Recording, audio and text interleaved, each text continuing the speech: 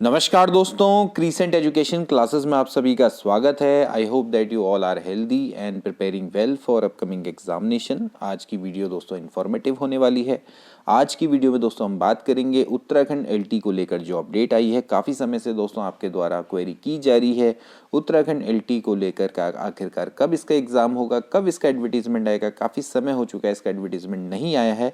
तो आज की वीडियो में दोस्तों इसके बारे में चर्चा करेंगे और जो अपडेट आई है इसको लेकर उसके बारे में बताएंगे। आयु सीमा और फीस में दोस्तों मिल सकती है छूट और इसके अलावा 1571 पदों पर दोस्तों भर्ती कंफर्म हो चुकी है। तो चलिए आज की वीडियो को शुरू करते हैं। वीडियो को दोस्तों हम स्टार्ट करेंगे आज की बहुत इंपॉर्टेंट न्यूज़ से। एलटी कला के पूर्व चयनितों को आयु सीमा में राहत मिलेगी। तो यहाँ पर आप देख सकते हैं कि एलटी 2021 की भर्ती में चयनित अभ्यर्थियों को नई भर्ती में आयु सीमा और फीस से छूट मिल सकती है। यूके ट्रिपल इसका प्रस्ताव कार्मिक विभाग को भेजेगा और ऐसे युवाओं को फीस से भी राहत मिल सकती है। यहाँ पर बात हो रही है दोस्तों एलटी कला की। एलटी कला का दोस्तों जो केस था वो बीएड और नॉन बीएड अभ्यर्थियों के आपस में दोस्तों कोर्ट केस के कारण दोस्तों ये जो भर्ती थी वो निरस्त कर दी गई थी। 263 पद थे दोस्तों कुल मिलाकर, उस पर कोई भी चयन नहीं हुआ और उन 263 पदों पर नए सिरे से कोर्ट के द्वारा भर्ती किए जाने के आदेश दिए गए और उन्हीं आदेशों के क्रम में अब नई भर्ती में इन 263 पदों को दोस्तों शामिल किया गया है, जिससे कि कुल आंकड़ा 1571 दोस्तों पहुंच चुका है। तो यहाँ पर आप देख सकते हैं कि यूके ट्रिपल सी आयोग जल्द ही एलटी के 1571 पदों के लिए आवेदन प्रक्रिया शुरू करने जा रहा है। हालांकि दोस्तों हमने बताया था कि 1200 पदों पर होगी, अब 263 पदों को दोस्तों इसमें ऐड कर दिया गया है। तो वर्ग के अब देखिए 263 पद भी इसमें शामिल किए गए हैं। कोर्ट के निर्देश पर शिक्षा विभाग ने इन पदों के लिए नई सिरे से भर्ती कराने का निर्णय लिया है। विभाग ने इसका अध्याचन आयोग को भेज दिया है। इससे पिछली भर्ती के चयनित युवाओं को नए सिरे से भी परीक्षा देनी होगी और इसमें अब कुछ निर्धारित आयु सीमा पार कर चुके हैं। इस कारण आयोग शासन को पत्र लिखते हुए आयु सीमा और फीस में भी राहत करने की सिफारिश देने जा रहा है। अब देखिए दोस्तों यहाँ पर बात करेंगे कि भैया एलटी कला के पूर्व चयनितों की यहाँ पर बात हो रही है, लेकिन एलटी कला का तो दोस्तों रिजल्ट ही नहीं आया। एलटी कला का दोस्तों आप 31 दिसंबर का अगर आप रिजल्ट देखें, लास्ट टाइम 31 दिसंबर को दोस्तों आपका रिजल्ट आया था। हम बात कर रहे हैं जब सबसे पहला रिजल्ट आपका एलटी का दोस्तों आया था, तो उसमें तो दोस्तों वहाँ पर एलटी कला को छोड़ते हुए बाकी सारे रिजल्ट निकाले गए। तो उसके बाद से तो दोस्तों ये जो केस है वो बीएड और नॉन बीएड का तब से चल रहा था। उसके बाद बिना रिजल्ट निकाले हुए ही दोस्तों इस भर्ती को निरस्त कर दिया गया था। अब ये कौन से चयनित अभ्यर्थी देखना रहेगा कि क्या आयोग ने इंटरनल मेरिट निकाली है। मेरे ख्याल में दोस्तों तो ये होना चाहिए कि भैया पूरे के पूरे जो अभ्यर्थी जिन्होंने भरा था उनका डेटा जरूर होगा और जिन लोगों ने भरा था चाहे उनकी आयु सीमा बाहर भी हो गई हो, क्योंकि उस समय पर उन्होंने फॉर्म भरा था, तो उसके आधार पर उनको इस बार छूट मिल सकती है, ये होना चाहिए। लेकिन फिर भी अब देखना रहेगा कि एलटी कला में पूर्व चयनितों को आयु सीमा में राहत मिलेगी। अभी कौन से चयनित अभ्यर्थी हैं और एक कौन सी मेरिट लिस्ट बनी है ये देखना यहाँ पर रहेगा। इसके अलावा दोस्तों काफ़ी सारे प्रश्न पूछे जा रहे हैं कि आखिरकार कब ये यूके ट्रिपल एस सी भाई एडवर्टीजमेंट निकालेगा और आखिरकार कब ये एग्ज़ाम को कंडक्ट करवाएगा। आखिर 1010 पदों के लिए 6 भर्ती परीक्षाएं आयोजित करेगा यूके ट्रिपल एस सी। अभी हाल में दोस्तों ये खबर निकली थी और इस खबर में कहीं ना कहीं दोस्तों यहाँ पर वास्तविकता भी दोस्तों बताई गई है कि भाई कैसे कैसे आपके एग्ज़ाम करवाए जा रहे हैं और उनके एडवर्टीजमेंट निकाले जा रहे हैं। एडवर्टीजमेंट निकालने के बाद ज़्यादा समय नहीं दिया जा रहा है। एक्चुअली एडवर्टीजमेंट निकाले जा रहे हैं, लास्ट डेट तक फॉर्म भरे जा रहे हैं और उसके 1 से 2 हफ्ते बाद एग्ज़ाम कंडक्ट करवा दिया जा रहा है। तो यहाँ पर दोस्तों इस तरह से अगर देखा जाए तो इसमें भी दोस्तों यही लिखा हुआ है कि भैया जो 10 मार्च है उसको परीक्षा आयोजित करवाएगा सहायक अध्यापक एलटी की।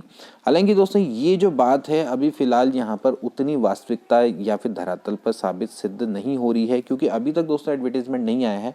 लेकिन अभी भी दोस्तों 15 फरवरी से तक अगर आपका एडवर्टीजमेंट आता है तो उसके बाद ये दोस्तों देखना रहेगा कि आयोग कितने जल्दी एग्ज़ाम को कंडक्ट करवाएगा, क्योंकि आयोग ने स्पष्ट तौर पे कह दिया है कि हम जल्दी ही फरवरी में जो एडवर्टीजमेंट है उसको निकालेंगे एंड देन एडवर्टीजमेंट में ही दोस्तों आपको वहाँ पर अनुमानित जो डेट है वो दोस्तों आपको पता चल जाएगी। और अगर 15 फरवरी से दोस्तों अगर फॉर्म भरे जाते हैं और उसके बाद दोस्तों ये 20 दिन भी अगर फॉर्म भरने के लिए देते हैं तो फिर इस केस में दोस्तों फिर ये आपका जो एग्ज़ाम है वो एग्ज़ाम 10 मार्च में होना मुझे नहीं लगता कि पॉसिबल हो पाएगा। हालांकि मैं आपको कोई झूठी होप नहीं दूंगा, मैं फिर भी आपसे यही बोलूँगा कि दोस्तों 10 मार्च को एग्ज़ाम मान के ही आप प्रिपरेशन करें, क्योंकि 10 मार्च यानी कि आज से आपके पास केवल और केवल 1 माह और 10 दिन का समय, उससे भी कम समय है। तो आप इसी के अकॉर्डिंग दोस्तों आप प्रिपरेशन करें। लेकिन अगर काफ़ी लेट हो जाती है एडवर्टीज़मेंट को आने में, तो 15 फरवरी से भी अगर एडवर्टीज़मेंट आता है तो कम से कम यार 20 दिन तो आपको देने होते ही होते हैं। अब 20 दिन अगर आप देते हैं तो भैया जो 15 फरवरी है ये फरवरी है और ये 2024 है, तो इस बार तो जो फरवरी है वो आपकी 1 दिन एक्स्ट्रा होगी, क्योंकि लीप ईयर है, ये 4 से डिवाइड हो जाता है। तो इसका मतलब आपको बहुत कम समय दोस्तों यहाँ पर मिलने वाला है। और इसका मतलब है कि अगर आप 20 दिन भी अगर आप देखेंगे तो इसका अगर आप अनुमान लगाए तो भैया 5 मार्च तक तो फॉर्म ही भरे जाएंगे। उसके बाद 10 मार्च को कैसे ये एग्ज़ाम को कंडक्ट करवा देंगे, ठीक है ना।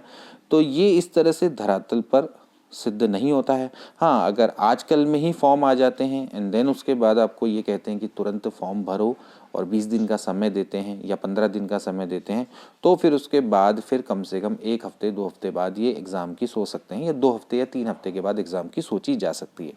तो इस हिसाब से देखा जाए तो फ़िलहाल अभी ये रियलिटी में नहीं लगता है मुझे। लेकिन फिर भी मैं आपसे ये नहीं कहूँगा कि आप मत करो प्रिपरेशन, आप अपने हिसाब से प्रिपरेशन करो। एंड जल्दी ही दोस्तों इसका एडवर्टीज़मेंट भी निकलेगा। अब इसका एडवर्टीज़मेंट ये देखना रहेगा कि कब तक निकलेगा, क्योंकि आयोग के द्वारा लगातार यही बोला गया था कि पहले हम वेटिंग लिस्ट निकालेंगे और वेटिंग लिस्ट के बाद ही जल्दी हम अपना एडवर्टीज़मेंट को जारी कर देंगे। तो अब देखना ये रहेगा कि दोस्तों कितने जल्दी एडवर्टीज़मेंट को निकालते हैं। और एडवर्टीज़मेंट एक्सपेक्टेड है कि कुछ दिनों में ही निकल जाना चाहिए, अगर ये 10 मार्च को एग्ज़ाम करवाना चाहते हैं तो।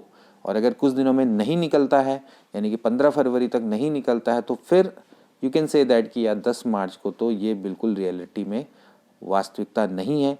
क्योंकि देखिए ये जो फॉर्म है, इतने सालों बाद ये फॉर्म आते हैं, समय लगता है दोस्तों इनको फॉर्म को भरने में, बिल्कुल टाइम इनको देखिए आपने फॉर्म भरा, फॉर्म को जो फॉर्म आपका एक्सेप्ट करते हैं उनको भी समय लगता है, उनको स्क्रूटनी करनी होती है, उसके अलावा टाइम टेबल बनानी होती है, सीटों का डिस्ट्रीब्यूशन करना होता है, सेंटर का चयन करना होता है। तो इतना आसान काम नहीं होता है कि भैया कि जो ये 5 दिन या 6 दिन में हो जाए, ठीक है ना। इतने सारे फॉर्म की स्क्रूटनी करना, सबको चेक करना, उसके अलावा कोई फॉर्म गलत है उसको रिजेक्ट करना, एडमिट कार्ड जारी करना, तो ये कोई 5 या 6 दिन के अंदर का होने वाला काम नहीं है। तो ये लंबा काम है। तो उस हिसाब से देखा जाए तो फिर अगर फॉर्म आपके 5 फरवरी से लेके 8 फरवरी के बीच में आते हैं तो यू कैन एक्सपेक्ट, बट इसके बाद अगर आते हैं तो फिर मेरे ख्याल में ये मुश्किल होगा। तो आज की वीडियो के लिए दोस्तों इतना ही, मिलते हैं नेक्स्ट वीडियो में, तब तक के लिए take care and good bye.